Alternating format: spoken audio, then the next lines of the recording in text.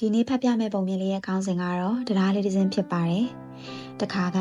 ကဲ့ရဲ့လေယာမြေမှာနေထိုင်ကြတဲ့ညီကိုနှစ်ယောက်ဟာမသိမမြတ်ပြိပခါဖြစ်ကြတယ်တဲ့။သူတို့ညီကိုနှစ်ယောက်ဟာဘေးချင်းကဲ့ရဲ့လေယာထွန်ရက်စိုက်ပြိုးကြတဲ့နှစ်ပေါင်း40ကျော်မှာဒါဟာပထမဆုံးအချိန်ပြင်းပြင်းထန်ထန်စိတ်ဝမ်းကွဲကြတာပေါ့။သူတို့ဟာလေယာဆက်ရဲနေရတွေအတူတူမျှဝေသုံးဆွဲတာအလုံသမားနဲ့ကုန်ပစ္စည်းကုန်သွယ်တာတွေကိုအဖုထစ်မရှိအတူတူလောက်ကင်နေခဲ့ကြတာပေါ့။အဲဒီနောက်မှာသူတို့ရဲ့အတူတူကပူပေါင်းမှုတဟဇာတာဖြစ်မှုဟာပြိုကွဲသွားကြတာပေါ့အဲ့ဒါဟာအသေးအဖွဲနားလည်မှုလွဲရာကနေစခဲ့တာဖြစ်ပြီးကြီးကြီးမားမားစိတ်ဝမ်းကွဲတဲ့အထိဖြစ်လာကြတယ်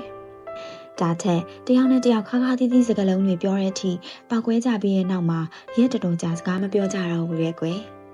တမနက်မှာတော့အခုဖြစ်တဲ့အိမ်တကားကိုတကားခောက်တာကြားလိုက်ရတယ်တကားဖွင့်လိုက်တော့လေသမားပစ္စည်းဘူးနဲ့လူကြီးတယောက်ကိုတွေ့လိုက်ရတယ်ပြီးတော့လူကြီးကပြောလိုက်တယ်ကျွန်တော်ရက်တို့အလုပ်တစ်ခုရှာနေတာပါမင်းမအလုပ်ငန်းငယ်ရှိမယ်ဆိုကျွန်တော်အနေနဲ့လောက်ကင်ပေးနိုင်မလားလို့မေးလိုက်တာပေါ့ဒါနဲ့အကိုကြီးကကောင်းပါပြီလို့ပြောလိုက်တာပေါ့ကျွန်တော်မှအလုပ်တစ်ခုရှိပါတယ်ဟိုးကလေယာမြေမှာဖြက်စီးနေတဲ့ချောင်းကလေးကိုကြော်ပြီးကြည့်လိုက်ပါ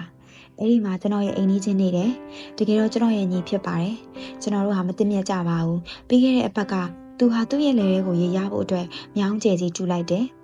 အဲ့ဒီလိုလုပ်လိုက်တဲ့အတွက်ကျွန်တော်တို့လေယာမြေတွေကြားမှာချောင်းကျဲကြီးဖြစ်သွားတာပေါ့အဲ့ဒါဟာသူကျွန်တော်ကိုစိတ်နှောက်ယှက်ပေးဖို့တက်တက်လုပ်တယ်ဆိုတာကျွန်တော်အနေနဲ့တည်တည်ချာချာသိပါတယ်ဒါကြောင့်ကျွန်တော်တို့တစ်ဖက်ကနေတစ်ဖက်ကိုတယောက်မျက်နှာတယောက်မမြင်ရအောင်တခုခုကျွန်တော်အတွက်စောက်ပေးစီခြင်းပါတယ်လို့ပြောလိုက်တယ်တဲ့နေသမားဆရာဟာအချင်းကြီးကိုကျွန်တော်နားလည်လိုက်ပြီလို့ထင်ပါတယ်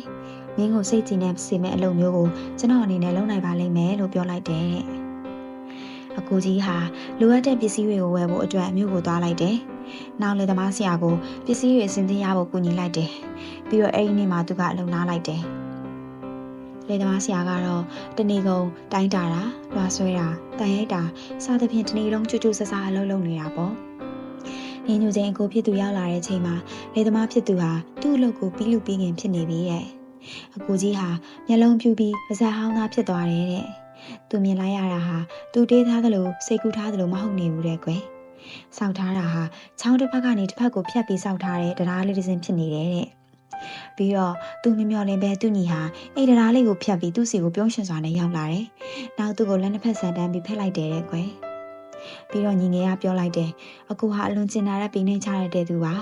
ကျွန်တော်အနေနဲ့လုပ်ခဲ့တာပြောခဲ့တာတွေရှိခဲ့တာတော့မှ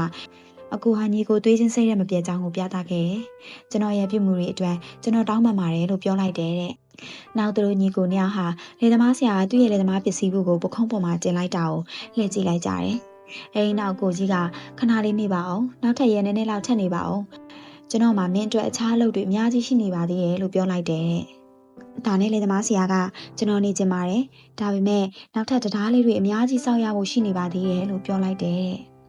ဒီပုံမြင်လေးကပြောတဲ့သတင်းစကားကတော့တယောက်ကိုတယောက်ခွင့်လွှတ်တတ်ကြဖို့ရဲ့နဲ့ကိုမားတဲ့ခါမျိုးမှာလဲကိုမားကိုလက်ခံတတ်ဖို့ဟာရှက်စရာမဟုတ်ဘူးဆိုတာရဲ့ပါပဲကျွန်ုပ်တို့ဟာကျင်နာတဲ့ပိနှိမ့်ချရဖို့လိုပါတယ်အငင်းပွားမှုအသေးခွဲကနေစတင်ပြီးမပြိုကွဲသွားကြဖို့ရဲ့နဲ့မိသားစုအနေနဲ့အတူတကွတင်းတင်းမြတ်မြတ်စူးစမ်းနေတင်တာလည်းဖြစ်ပါတယ်တဲ့ကောင်းသောနေ့လေးဖြစ်ပါစေ